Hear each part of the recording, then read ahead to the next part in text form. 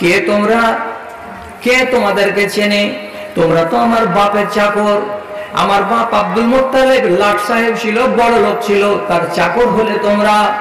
যখন নবীকে আব্দুল মুত্তালিবের চাকর বানিয়ে দিল এবং আলীকে আমার বাপের চাকর বলে সম্বোধন করলো, তখন আল্লাহ পাকের নবী বুঝতে পারলেন আমার চাচা হামজার মগজের মিটার উল্টো দিকে ঘুরে আছে, এখন ঠিক ঠিকানা নাই, কেন যে কিছু না কিছু পান করে আছে, যার কারণে তার মুখ দিয়ে বাজে কথা বেরিয়ে আসছে। রাসূল বেরিয়ে চলে গেলেন, আর দেখলেন কি যে এই রকম যদি ধান্দা চলতেই থাকে তাহলে মানুষের ক্ষতি হতেই থাকবে। আল্লাহ রাব্বুল আলামিনের কাছে আরাধনা করলেন। রব্বুল আলামিন আসমান থেকে বিধান এনে দিলেন। কি বলে বিধান দিলেন? ও মুমিনিনরা, যারা যারা তোমরা মদ পান করবে তারা জেনে নাও তারা শয়তানের ভাই হয়ে যাবে, তারা নবীজির সাথে লোক হতে পারবে না। অতএব তোমরা ছেড়ে দাও, তোমরা মদ খাওয়া বন্ধ করে দাও। কোরআন এলো আর একজন মদখোর মানুষের জীবনটাকে আমূল বদলিয়ে দিল। আল্লাহর কসম খেয়ে বলছি, হযরতে আবু বকর সিদ্দিক রাদিয়াল্লাহু তাআলা আনহু একজন মানুষ, এবং দ্বিতীয় নম্বর মানুষ হলেন হযরতে উসমান। এই দুটা মানুষ এমন যে জাহেলিয়াতের জমানাতে জীবনে কোনোদিন তারা মদ পান করেনি, ইসলাম কবুল করার পরেও জীবনে তারা মদে মুখ লাগায়নি। এছাড়া বাকি যত মুসলমান হয়েছে, যত সাহাবী ছিলেন, তারা জাহেলিয়াতের যুগে সবাই মদ পান করেছেন, সবাই মদ খেয়েছেন বাড়িতে বসে বসে। কিন্তু যখন আল্লাহর বিধান এলো তো তাদের জীবনটাকে আমূল বদলে দিল। তারা সবাই মদের নিশাকে লাত মেরে দিয়ে জীবনটাকে ভদ্র বানিয়ে নিতে পারলো। তাহলে আমি আধা ঘন্টা আগে বলেছিলাম যে আগেকার কলঙ্কিত মানুষগুলোর জীবনটাকে শুধরে দিল কে? তো আল্লাহর কোরআনে। যে মানুষগুলো ছিল একবারে জানোয়ারের মতো, তারা মানুষ হলো সুসভ্য। কার দ্বারাই? তো দ্বীন ইসলামের দ্বারাই, কোরআনের দ্বারাই। এই কোরআন তো আপনার আর আমার বাড়িতে আছে, আপনার অন্তরে কেন আলো জ্বলছে না? এই সে কোরআন দুনিয়ার চোখে জ্বেলেছে জ্ঞানের আলো, এই সে কোরআন দুনিয়ার চোখে জ্বেলেছে জ্ঞানের আলো। হতভাগা তুমি, কোরআনের নীতি তোমাকে লাগে না ভালো। মুক্তা ফেলিয়া দস্তা কুড়ালে অনেক কাঁদিবে পরে, মুক্তার চেয়ে অনেক বেশি দামি কোরআন রেখেছ নিজ ঘরে, তবু হতভাগা কিবা খুঁজিতেছ বাতিলের দারে দারে, বাতিলের দারে দারে। কাফেরের স্বভাব মুসলমানদের মধ্যে চলে এলো, আর মুসলমানদের চরিত্রকে দেখে বড় লজ্জা লাগছে। আপনার নামটা শুধু ইসলামী নাম, নাম কি? বুঝে রমজান আলী।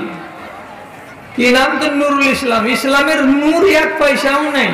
কি নাম? বলছে সাদেক আলী। দিন মানে একটাও সত্য কথা বলে না, আর তার নাম হলো সাদেক আলী। একটা রোজা রাখে না, তার নাম রমজান আলী।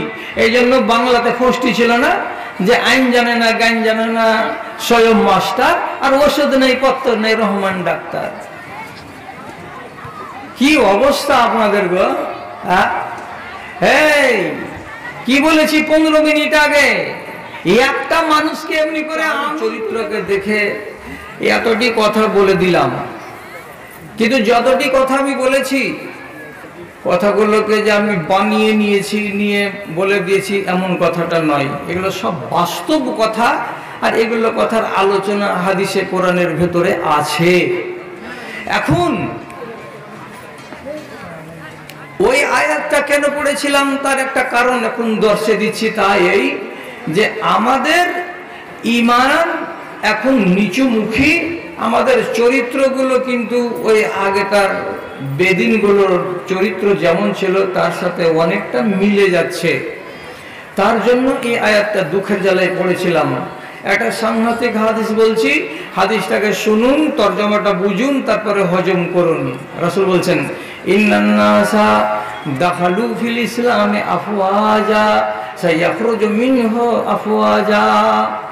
আল্লাহ পাকের নবী বলছেন, ইসলামের ভেতরে এক সময়ে মানুষেরা সহজে আসতো না।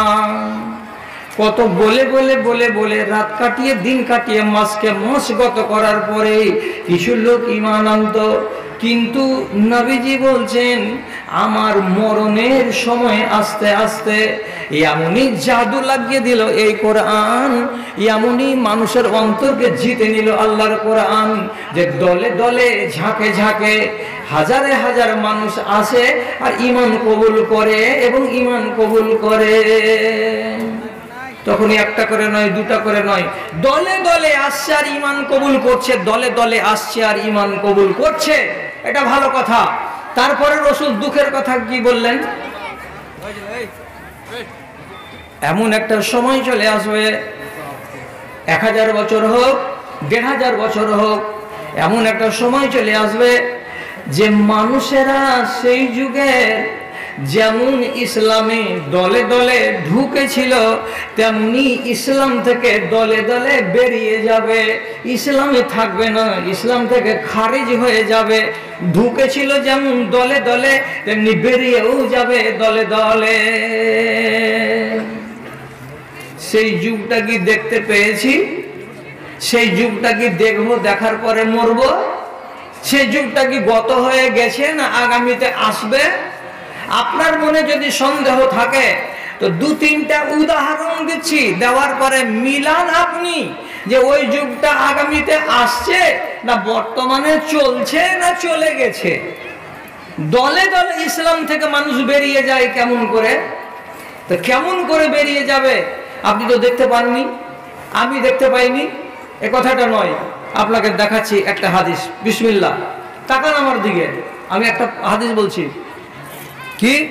মান তারাকা সালাসা জুমআতিন তাহাওনান, কোন একটা মানুষ যদি পর পর পর পর 3টা জুমাকে ছেড়ে দেয়, কোনো ওজর নাই, কোনো অসুবিধা নাই, কোনো আপত্তি নাই, গাফেলতি করে অলসতা ভরে 3টা জুমাকে গত করে দিল, তাহলে কি হলো?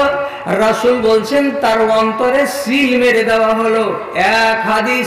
2 নম্বর হাদিসে লেখা আছে তার নামটা মুনাফিকের খাতায় চলে গেল। 3 নম্বর হাদিসে লেখা আছে ইন্নাহু নাবাজাল ইসলাম ইলা ওয়ারাইহি, সে ইসলাম দিনটাকে তার পিছন দিকে চালিয়ে ফেলে দিল আর বিনা ইসলামে ন্যাংটা হয়েই জীবন কাটাতে লাগলো। মুনাফিক যদি মানি তাহলে মুনাফিক জাহান্নামের তলায় থাকবে। তো জাহান্নামে যারা যাবে ওর অন্তরে ঈমান আছে। যদি বলি ইসলামকে ছুঁড়ে ফেলেছে দূরে, তাহলে ওর অন্তরে ঈমান আছে। তো রাসূল বলছেন যদি 3টা জুমাকে পর পর ছেড়ে দেয়, কবে যে ইসলাম থেকে খারিজ হয়ে গেছে সলিমুদ্দিনও জানে না, সলিমুদ্দিনের বাপও জানে না, আপনিও জানেন না, আপনার বাপ চাচাও জানে না। কিন্তু এটা বুকে হাত রেখা বলতে পারবেন যে আন্ধারিয়া গ্রামে এরকম 2-4-10টা লোক পাওয়া যাবে যারা 3-4টা জুমাকে পর পর পর পর ছেড়ে দিয়ে বসে আছে? পাওয়া যাবে না? যাবে জি? 200টা পাওয়া যাবে? তাহলে এই গ্রামে যদি 500টা লোক থাকে আর 500টা লোকের ভেতরে যদি 10টা লোক পাওয়া যায় এইরকম যে যারা জুমা ছেড়ে দিয়েছে, যার কারণে ওরা কি হয়েছে ইসলাম থেকে বেরিয়ে গেছে, তাহলে রাসূলের কথা তো ঠিক। এক গ্রামে যদি 10টা হয় তো এলাকাতে 100টা গ্রামে 10-10 100 1000টা যে হয়ে গেল। এতটি লোক যদি বেরিয়ে গেছে ইসলাম থেকে, তাহলে রাসূল তো তাই বলছেন যে একটা দিন চলে আসবে যে সেই যুগে মুসলমানেরা ইসলাম থেকে দলে দলে দলে দলে বেরিয়ে চলে যাবে, ওরা টেরই পাবে না যে বেরিয়ে গেছে ইসলাম থেকে। জি, আরো শুনেন, তাহলে আরো শিখেনি কি করে মানুষ একটা দিন থেকে বেরিয়ে যায়। তো সেই কথাগুলোকে আপনাকে শোনাচ্ছি। মান শারিবাল খামরা ওয়া সাকারা, কোন একজন মানুষ যদি মদ পান করে, নেশা খায়, আর নেশা তাকে যদি লেগে যায়, নেশা যদি তাকে অ্যাটাক করে দেয়, রাসূল বলছেন লাম তুকবাল সালাতাহু 40 লাইলা, ওই মানুষটার 40 দিনের নামাজ কবুল হবে না, 40 দিনের নামাজ আল্লাহ নিবেন না। এবং অন্য একটি হাদিসে লেখা আছে যে একটা মানুষ কিয়ামতের দিন জাহান্নামে যাবে। এই ভাই, তুমি জাহান্নামে কেন যাও? বলছে মাটির খোদাকে পুজেছিলাম তার জন্য জাহান্নামে যাচ্ছি। একটা মুসলমানের বাচ্চা ও জাহান্নামে যাবে, ওকে বলা হবে তুমি কেন জাহান্নামে যাচ্ছ? তো রাসূল বলে দিয়েছেন মুদমিনুল খামরে কাআবেদে ওয়াসানিন, একটা মাটির খোদাকে পূজা করার জন্য একটা লোক যেমন জাহান্নামী হবে, তেমনি নেশা করে মরা লোকগুলো ওই রকমই আল্লাহর জাহান্নামে যাবে। তাহলে নেশাখোর লোক ইসলামের ভেতরে আছে, আপনার মন বলছে নেশাখোরেরা ইসলামে ঈমানের হালাতে আছে, এটা কথা আপনি বুকে হাত রেখে বলতে পারবেন? কতটি লোক যে বাহির হয়ে গেছে ইসলামের সীমানা থেকে নেশা খাওয়ার কারণে, আপনিও জানেন না, আমিও জানি না। আঙুলে গুনে দেখেন কত লোক আছে আপনার গ্রামের ভেতরে যাদের বোতল না খেলে দিন কাটে না, যাদের তিরঙ্গা না খেলে দিন কাটে না, যাদের খৈনি না খেলে দিন কাটে না, যাদের গুল মুখে না মাজতে গেলে দিন কাটে না। এইরকম মানুষগুলো মুসলমানদের বাড়িতে বাড়িতে, গায়ে গায়ে, টোলায় টোলায়, পাড়ায় পাড়ায়, ঘরে ঘরে শত শত শত শত জন্মে আছে। এই হালাতে নিশা খেতে খেতে তুমি যদি মরে যাও, তা রাসূলের হাদিস অনুযায়ী তুমি তো জান্নাতে যেতেই পেলে না, তাহলে তোমার ঈমান থেকে তুমি বেরিয়ে যাও নি। কি দিয়ে বুঝাবো? কোন ভাষাটা দিয়ে বুঝাবো যে দলে দলে ইসলাম থেকে খারিজ হয়ে গেছে মানুষ? শুনুন, আর বেশি টাইম নিচ্ছি না আমি। রাসূল বলছেন, আল্লাহ তাআলা বলছেন, ওয়াকিমুস সালাতা ওয়ালা তাকুনু মিনাল মুশরিকিন, এই মানুষেরা তোমরা নামাজ পড়ো, নামাজকে ছেড়ে দিয়ে মুশরিক হয়ে যাও না। মুশরিক হলো বেদিন, মুশরিক হলো জাহান্নামী। নামাজ যারা পড়ে তারা মুমিন, আর নামাজ যারা ছেড়ে দেয় তাদেরকে আল্লাহর কোরআন বলছে তোমরা হলে মুশরিক। মুমিন জান্নাতে যাবে আর মুশরিক জাহান্নামে যাবে। তাহলে বলুন তো, আমাদের এই আন্ধারিয়া গ্রামের ভেতরে কতটি পাক্কা বেনামাজি বাস করে, যারা জীবনে নামাজের ধার ধারে না। নামাজ যারা পড়ে না তারা মুশরিক হয়ে গেছে, আর মুশরিক হয়ে বেঁচে আছে, ইসলামের সীমানার ভেতরে তারা নাই।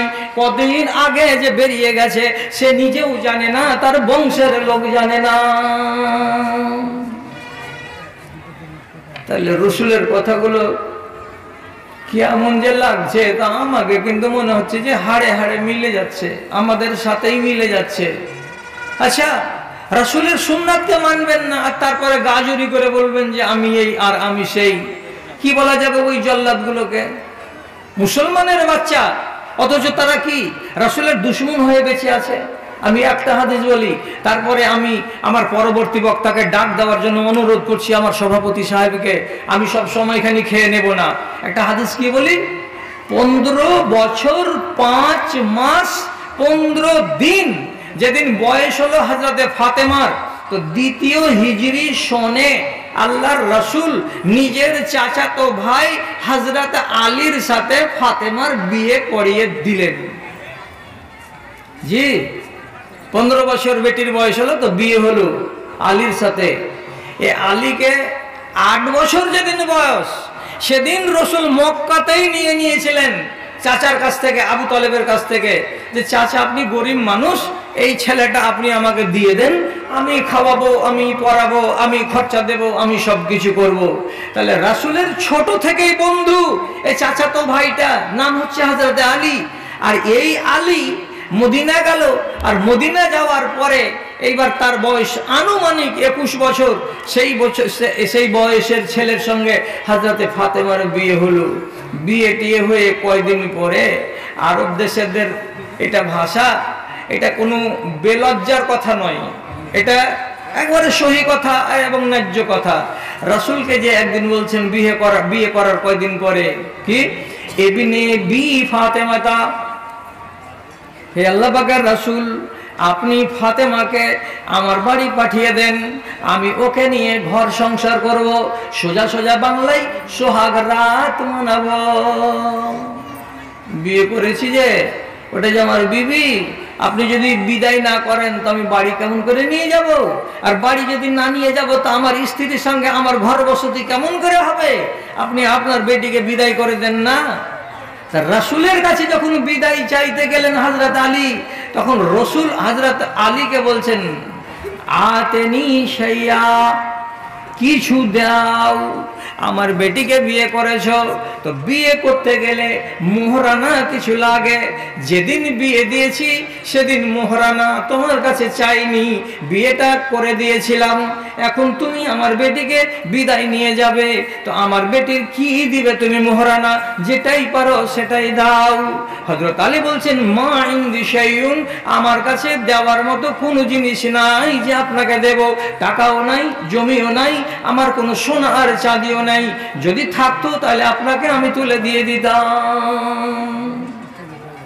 কিচ্ছু নেই, কিছু নাই না, কিছু নাই। রাসূল ওকে বলছেন তোমার হোতাইমি বর্মটা কি হলো? বর্ম মানে কি? লোহার তার দিয়ে জাল জাল জাল জাল করে একগুলো কামিজ তৈরি করা হয়, যেই কামিজটাকে গায়ে দিয়ে যুদ্ধের ময়দানে মিলিটারিরা নামে যে কেউ তরবারি মেরে দিলে গা কাটবে না। এটা হলো লোহা দিয়ে তৈরি করা বর্ম। এটা একে আল্লাহ পাক আর রাসূল বলছেন হোতাইমি বর্ম। তো তোমার হোতাইমি বর্মটা কি হয়েছে? নাই। আলী বলছেন এটা আমার কাছে আছে, আমার বাড়িতে ঝুলিয়ে রেখেছি। রাসূল বলছেন আতে হা, ওই জিনিসটাই নিয়ে এসো, এসে আমার বেটির মোহরানা হিসাবে তুমি আমার হাতে তুলে দাও। এটা যদি বাজারে বিক্রি করি তো কমসে কম 10 থেকে 12 দিরহাম দাম পাওয়া যাবে। তাহলে ওই জামাটাকে আমার বেটির মোহরানা হিসাবে তোমার কাছে চাইছি, তুমি আমাকে দিয়ে দাও।